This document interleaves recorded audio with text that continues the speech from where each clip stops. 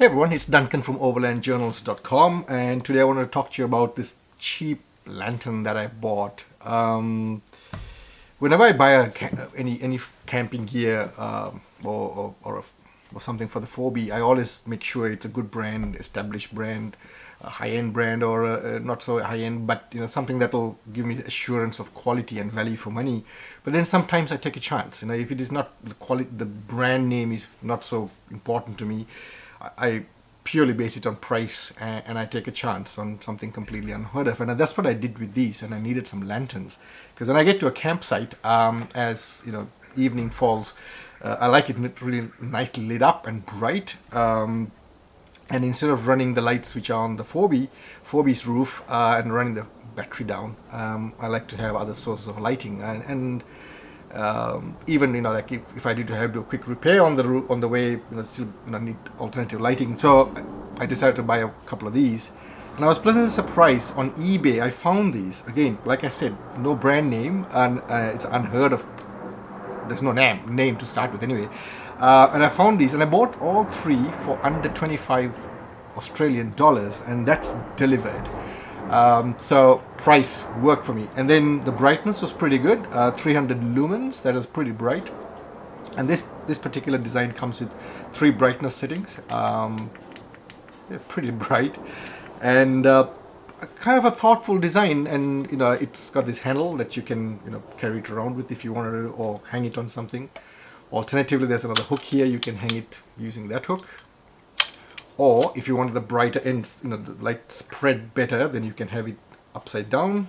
And there's another hook there. You can use that hook to hang it as well. So functionality pretty good. Now it's charged through a USB charging. So you plug your USB cable, which comes with the unit, plug it into a cigarette lighter or a wall unit that does USB charging, and that'll charge from there. And it's got a mini USB cable outlet if you want to charge cameras, like a action camera, like a GoPro. Though I've never used that, but you can do. And then in terms of charging, that kind of put me off initially when I got it, because to do a full charge, there's a little red light that keeps flashing while it's being charged, and when it's reached a full charge, it stays steady on. Took 8 hours. And that kind of put me off, and I was wondering, 8 hours of charging, and imagine doing 8 hours of charging when you're on a trip out in the bush or in the outback. But anyway, now that I got it, I put it to 8-hour charge, and then before I took it out on any trip, I just want to see how long it'll last. So what I did was I put it with the timer on full maximum brightness, and I left it.